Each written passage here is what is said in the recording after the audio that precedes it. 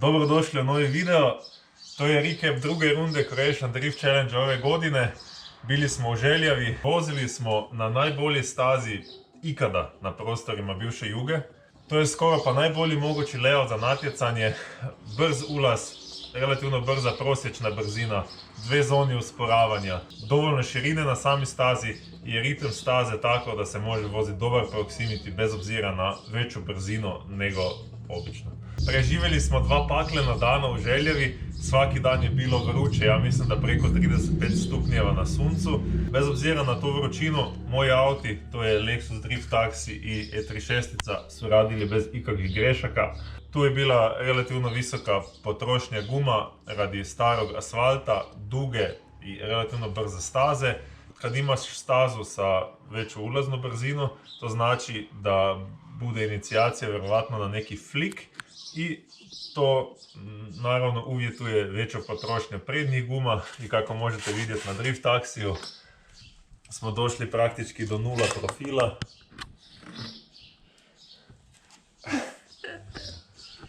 Tako da smo u biti potrošili skoro 3 mm profila iz prednjih guma na Drift Taxiju. Također smo svake 4 krugova morali promijeniti zadnje gume. Bez obzira na to veliko potrošnju guma smo uspjeli provozati više od 50 ljudi kroz 2 dana.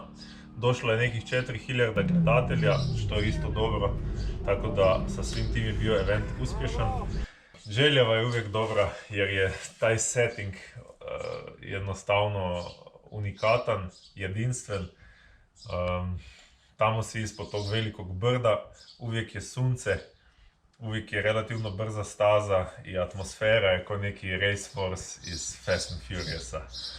Sve koji se želite provozati u Drift Taxiju bih htio pozvati da dođete na Croatian Drift Challenge i na Donut i na sve ostale evente što ranije tokom treninga, jer se nam uvijek dešava to, i to je za očekivati, da prvi i drugi session treninga nema puno gužve za Drift Taxi, a onda prije kvalifikacija i između kvalifikacija i betlova imamo toliko ljudi, toliko interesenta da vas moramo nažalost odbijati i provozati samo toliko koliko imamo kapacitete. Tad vozimo po principu first come first serve, znači ako ste prvi došli možete prvi na vožnju. Spremni? Da.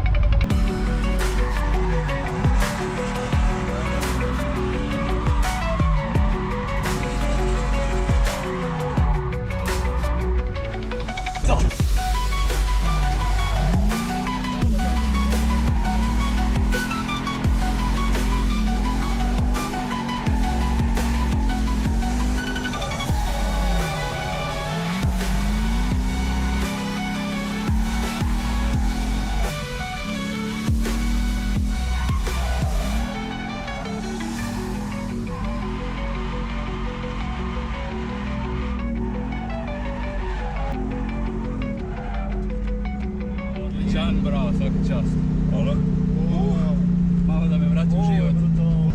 Odlično, dole na onom 180 imam feeling kada ćemo ravno otići u šumu i onda ga samo... Meni je najbolji dio staze tu mimo tog sudaca koji sad crta crte. Onda lijevo, tamo gdje sam kazao sad dosta kuta, samo cak i baciš kut. I samo usporavaš sa kutem, a ne sa kočnicom. Da. Imamo 2 kruga na najbržoj stazi u prošlih 10 godina.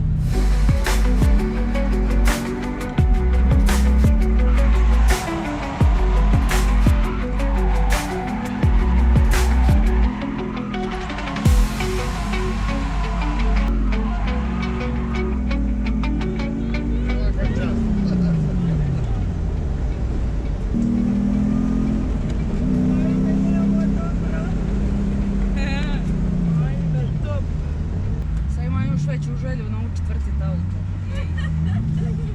Se može voziti to, mislim kao vaš auto? Ne, ovi se ne može voziti pošto je to auto za Drift Taxi i nije baš najlakše za voziti. Za početnički auto želiš imati kojega BMW-a koji je ono jednostavan za voziti i lagan. Jesmo spremni? Jesmo!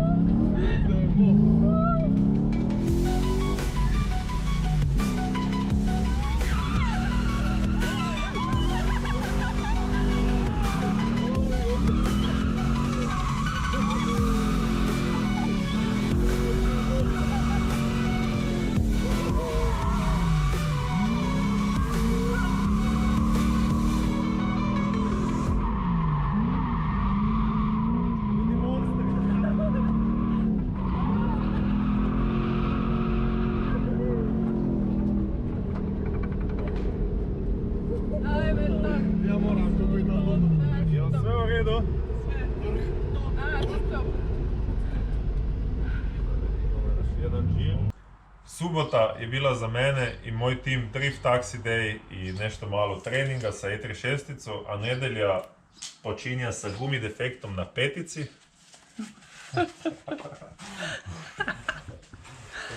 Ja. Gdje je pukla felga nekih 20 km od aerodroma, pa sam onda kazao Klaudiji neka se samo vozi po gumi dok izdrži, da dođeš što bliže aerodroma, da se ne moram daleko voziti sa rezervno felgo, dizelico i bušilico. Woman drivers, no survivors. Tako da eto, iskoristili su to gumu do kraja. Felga je pukla ovdje, zato je došlo do gumi defekta jer je guma puštala zrak. A vi ne morate biti glupi koji što smo bili mi da se vozimo na 25 godina starim BMW felgama. Vi si možete priuštiti 59 Nord felge koje nam rješava Skami. Hvala Skamiju na tome.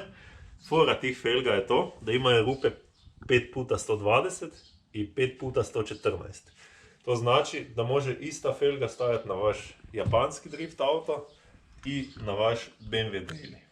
U nedjelju jutro sam imao priliku da uz moja dva auta vozim još treći auto ovaj vikend, a to je bila kocka od Šoraka. Goran Šorak je jedan od organizatora Croatian Drift Challenge-a, a on vozi E30 sa LS7 motorom od Chevroleta. Za sve koji ne znate, LS7 je 7.0 motor iz Z06 C6 Corvette, znači to je drugi najjači model C6 Corvette. Sa Bregasto bi trebao imati blizu 600 konja, tako da to je bilo zanimljivo iskustvo.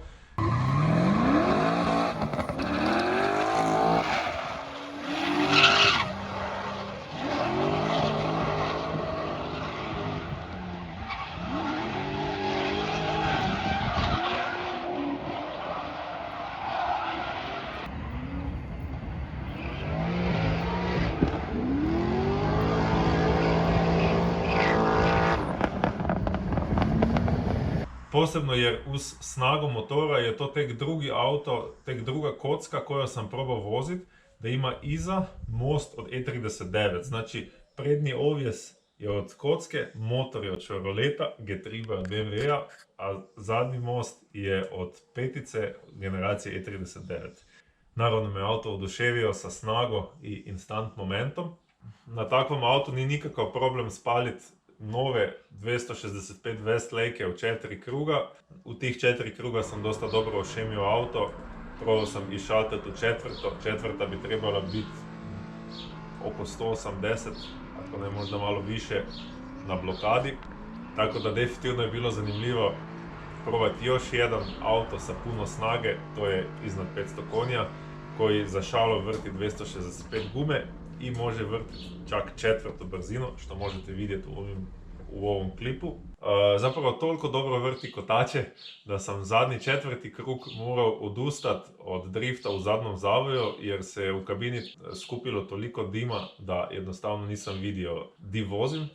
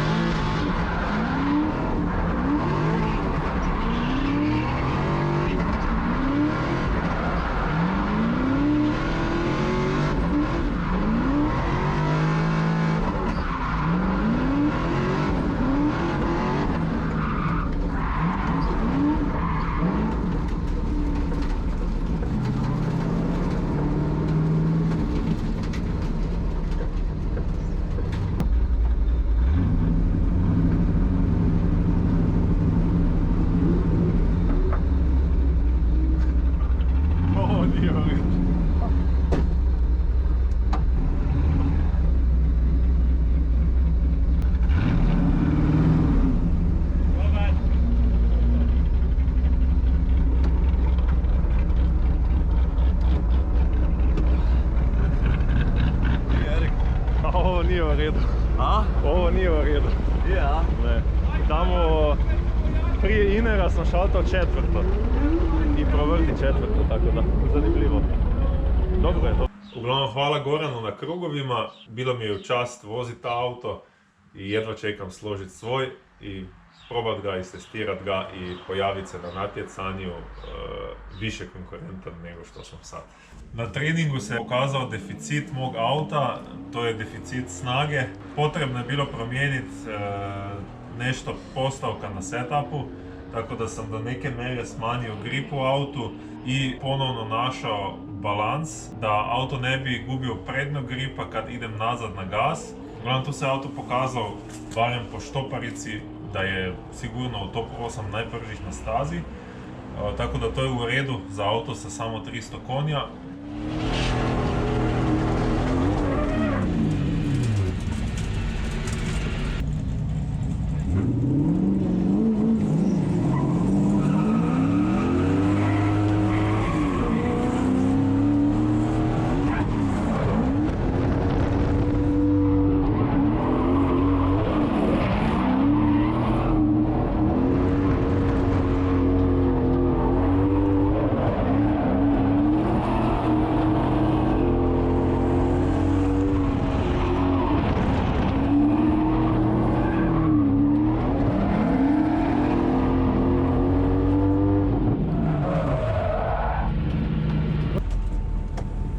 Molim te, samo uzmi ovo bocu vode pa je baci van.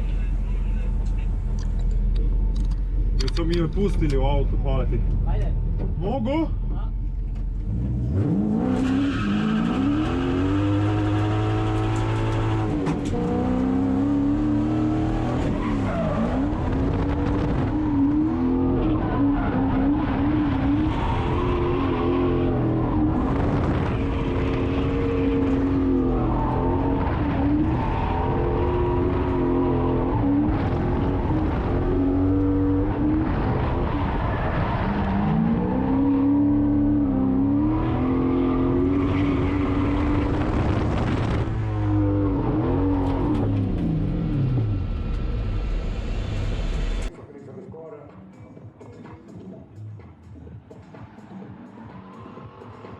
Svejedno sam bio malo razočaran sa bodovanjem mog prvog rana u kvalifikacijama. Čini mi se da je to bilo dosta bliže ranu od Debelog i Brdeka, koji su zauzeli treće i drugo mjesto na kvalifikacijama, jer sam imao dovoljno brzine, gađao sam linija kako treba, čak je bilo dosta kuta u autu, to mi je omogućio dovoljno dug omjer diferencijala. Uzimam 5 minuta! Moram ići po druge gume. Ovo ti je 3351.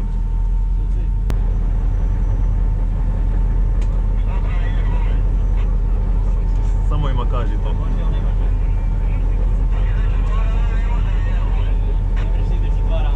Pitao sam Denija i eto, ne želim smetati tad.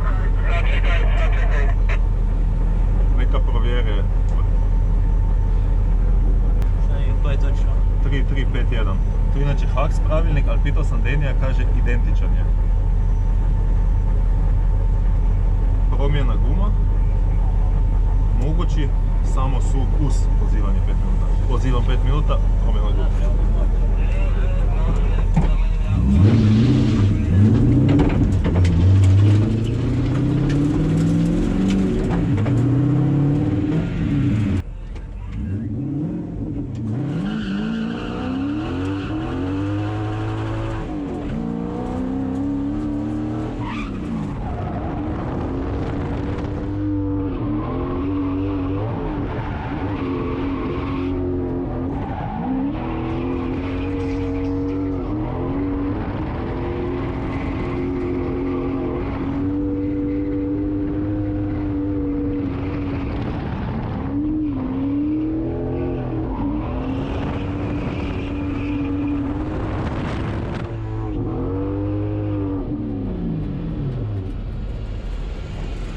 Kvalifikacije su prošle u redu, 4. mjesto je opet moj najlošiji rezultat ove godine, što je još uvijek u redu rezultat jer smo 4 glavna konkurenta opet uspjeli se kvalificirati u svaki svoj čošak breketa. To nam je već poznato ove godine. U top 32 dobim Bayern, top 16 prođem ok, Marina Vukelić će nam sljedeći par.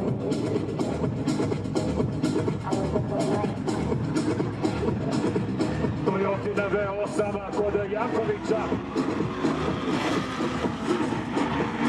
Marina Vukelić povećava se, smanjuje taj razlaka kroz rana.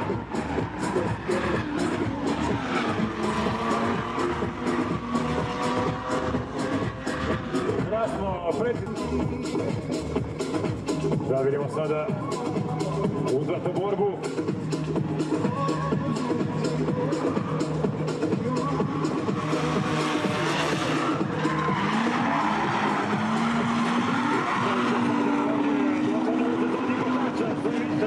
Više napada prema kraju staze Erika. Ovo vaše kroz prozora. Pokazujemo na vrata, dođi. Svaka čast. Top 8 je prvi težak battle protiv Dubijasa koji ima 1JZ Hachiroku Toyotu sa 540 konja. Morate zamisliti da između mog auta i njegovog auta stoji cijeli E46 330i, ako gledamo snagu. Tako da, takva je razlika u snagi između naših auta.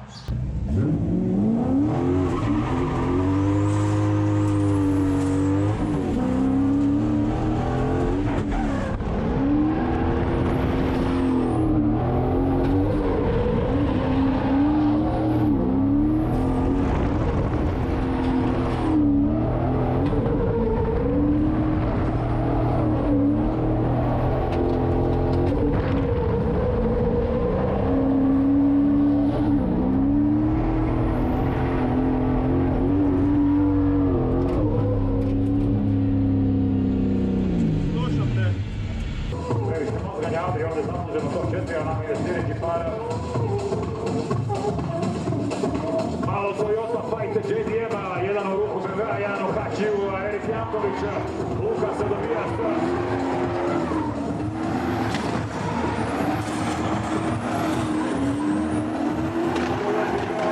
Protiv JD-a.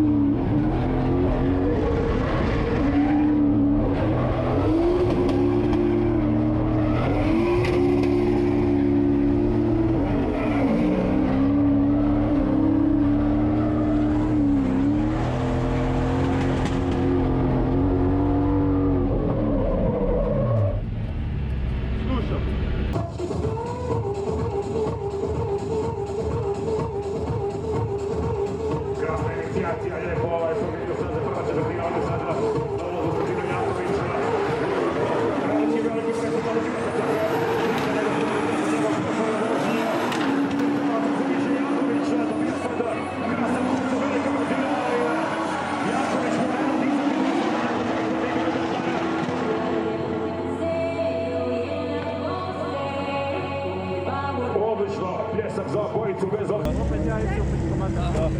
Bravo. Super battle. Ich glaube, zweite Zone, lange Zone war ich zu weit weg. Genau. Erste Zone war richtig. Das hat Spotter auch gesagt. Ne mogu te izbjeći da ga jebeš u pičku. Ajde ga, ipak smo tu negdje u vrhu. Eto ga, revan za Split. Da, ovdje imaš ti neko prednost. Barem po opremi. Malo prednost imam ja ovdje. Prođem bez problema u top 4, gdje me pričeka Adri. Adri je top qualifier, cijeli vikend vozi odlično lead liniju, u chasu ima nekih grešaka, ali je verovatno najbrži auto na eventu, tako da on je opasan suprotnik i to je zajedno njegov revanš od Splita, jer smo samo vikend prije zajedno u finalu vozili u Splitu.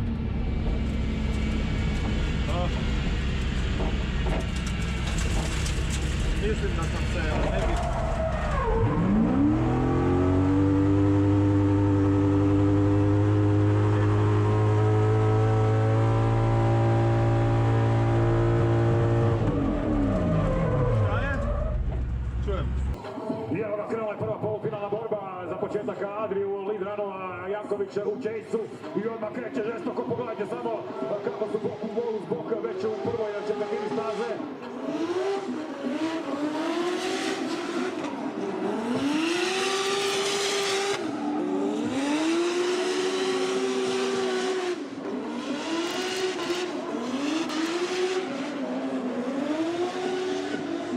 Najbolji fight danas, točka.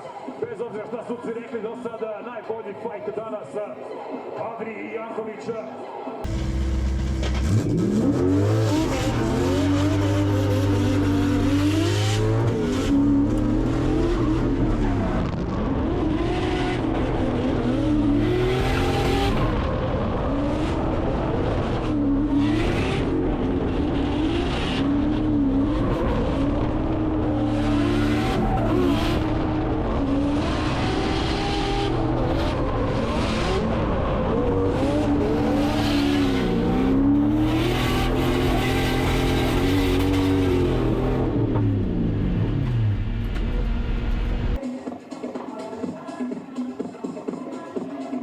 Da vidimo sada Adrian Chase, Janković je bio radio veliki presik od samog početka, Adrian naravno ne ostaje dužan, vidite ovdje vrata uz vrata u prvom dijelu staze.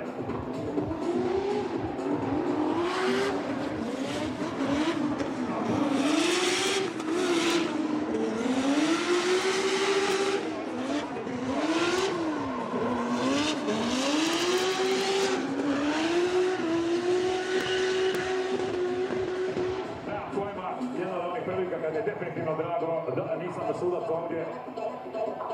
Svaka čast i jednom i drugom za ovaj fight, ne znam što reći sada.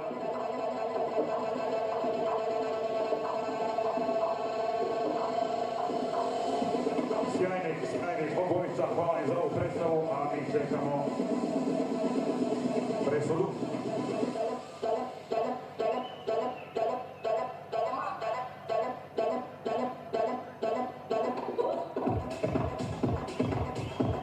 U borbu za prvo mjesto ide Adri, Adrian Petričević izbacuje, odnosno izbacuje, pobjeđuje ovdje sada Jankovića. Ja ovog ne gripam maksimalno, znao sam da praktički nemam šanse da pobjedim, osim ako on nešto full pogreši.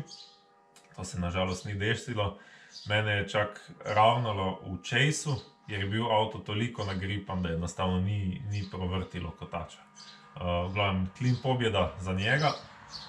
U betlu za treće mjesto me dočeka Debeli.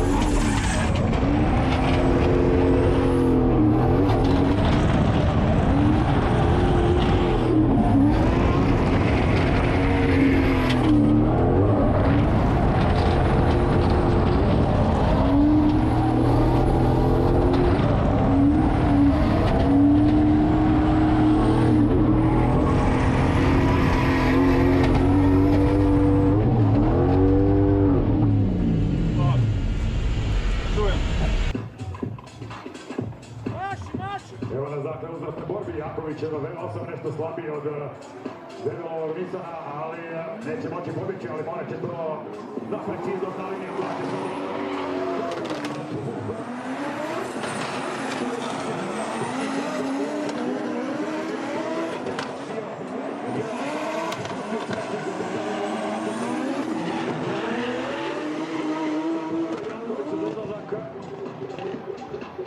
13-14 od debelog već relativno dobro funkcionira, s obzirom da je to tek 3. dan na stazi za ta auto.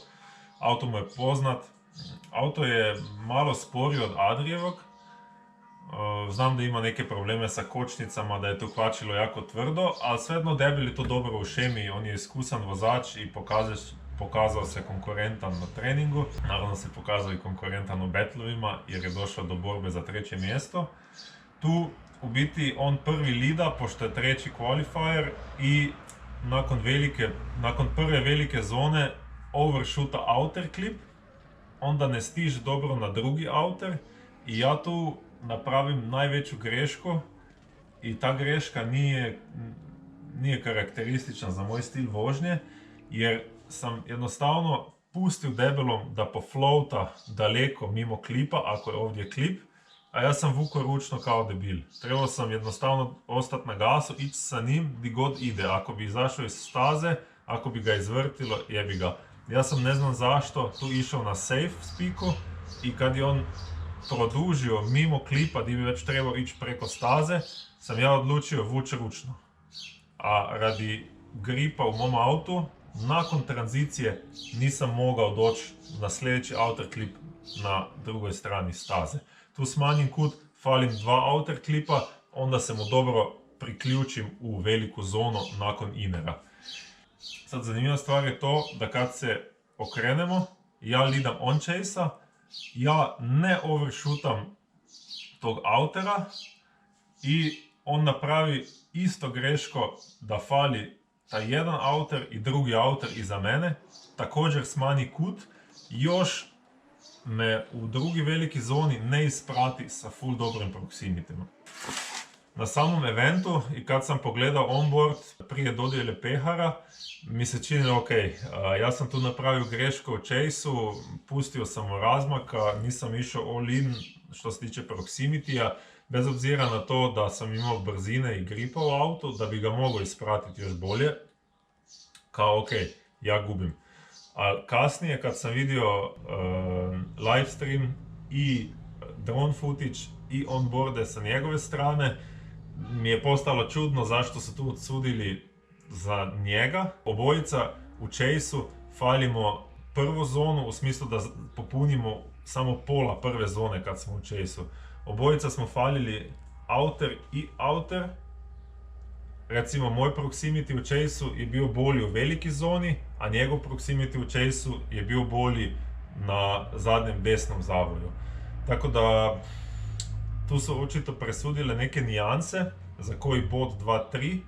Nisam oduševljen sa tu odluku sudaca jer mi se čini da su tu naše greške slične. Tako da tu bi komotno stavili one more time i nitko se ne bi ljutio, još bi bio bolji show za gledatelje. Zanimljivo mi je jer ta battle je bio stvarno close sa greškama na svaki strani, ne? Znači greške od mene i greške od debelog. Malo sam u dilemi zašto su suci tako odlučili, ali mogu poštovati njihovu odluku. To nas dovede do zaključka da ako je moguće, pripremi auto maksimalno, odvozi maksimalno dobro i pokušaj pobijediti na taj način da ne daješ sucima te odluke. Recimo ako bi ja ostao na debelom tu gdje je on overshootao outer pa bi ga ispratio sa maksimalnim proximitijem i ako bi fullao sljedeći outer, proximity bi bio preko cijele staze osjetno bolji nego je bio njegov proximity na mene i na taj način bi bila moja pobjeda clean. Ili suprotno, ako mi debeli ne bi ostavio toliko razmaka u drugi veliki zoni, onda bi bila njegova pobjeda clean. Javite se u komentare šta vi kažete, pogledajte video debelog, pogledajte live stream, ko bi trebao pobijediti. Ili se slažete sa mnom da bi možda to trebao biti one more time, ili vama je jasno zašto su suci tu donijeli odluku da debeli uzima 3. mjesto u žiriju.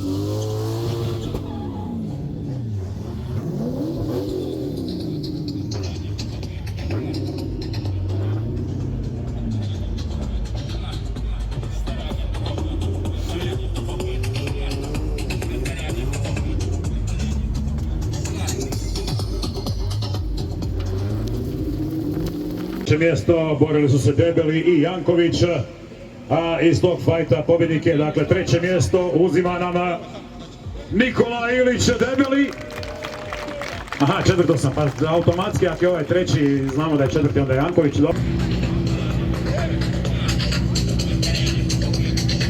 Brate iz Požarevca, možemo? A, čekaj sekundu, dobro. Znači, treći nam je Debeli. Drugo mjesto, danas ovdje International Cupu, drugo mjesto uzima Marko Brdek.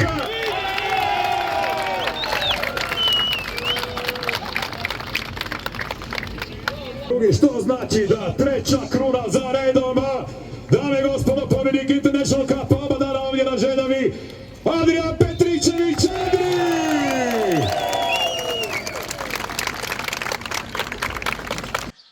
Ja i moj tim završavamo na 4. mjestu, što nas i ukupno plasira na 4. mjesto za Croatian Drift Challenge. To je u redu rezultat. Ovaj vikend smo odlično funkcionirali kao tim. Auti su radili bez grešaka, uglavnom zadovoljni smo, zabavili smo se 2 dana na stazi.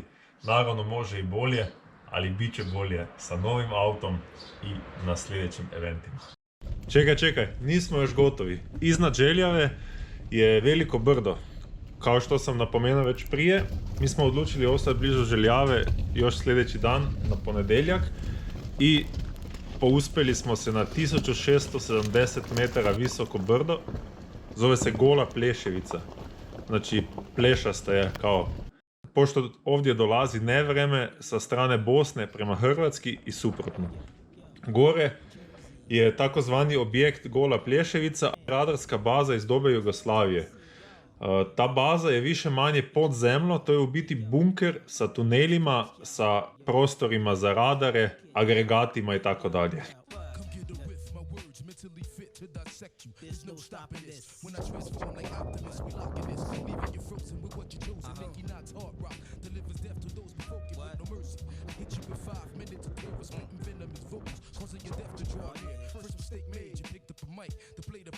Zdaj smo v kleti od bajte.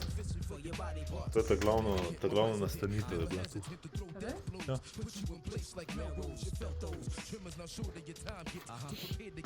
Malo ko hodite naprej, gledajte nad sabo, da ni nek povešen beton, ko se samo še na armaturi drži.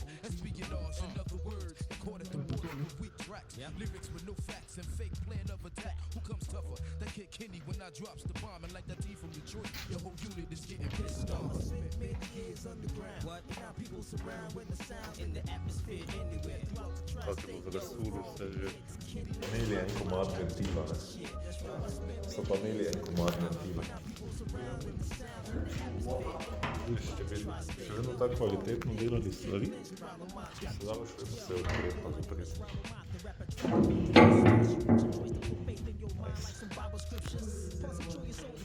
Jesi se lahko samo od znotraj zapreš? To bi.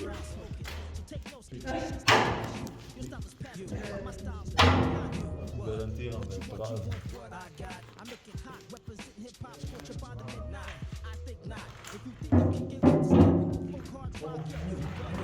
Prehod ekstra.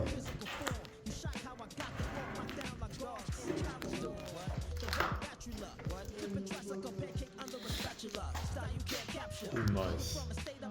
Glej, jaz vam moram pač povedati, ne, da v času Jugoslavije so tudi oni vedeli, kaj je motor.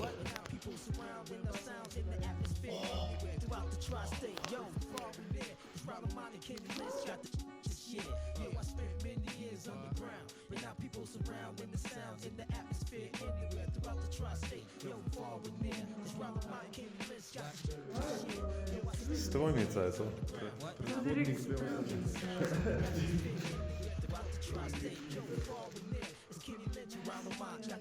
Nice. To je, agregati so bili, ne, to. Agregati so bili to, ne.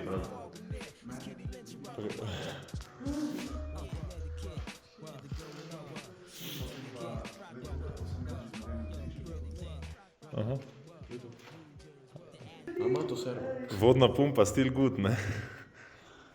Tam pa še Jermen gor. Glej, vodi. Sergej, stojiš na distančniku za tvojega vena. 160 konjev so imeli, majstri. Non-turbo, verjetno. Evo, na tej strani so še glave gor. Vsak cilinder ima svojo glavo, svoj štesel, tu se štela ventil, pa evo izpušni kolektor. Stari, ko grem jaz stav, da je to. Ti headstatsi za M50 folk, za tiste, ko vam glave dviguje, imate lahko M14 tu. Čakajo v bivši Jugoslaviji. Kaj pa izpušni sistem?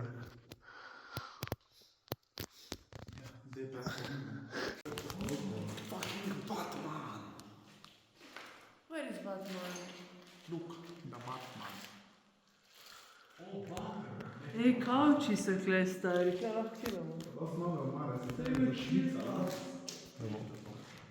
Malo Švica, vse, ampak kaj ne.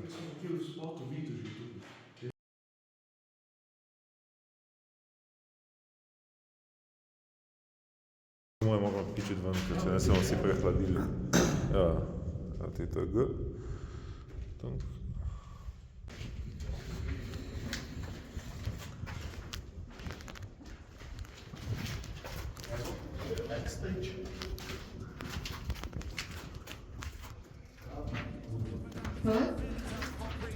Notice that time repeated itself.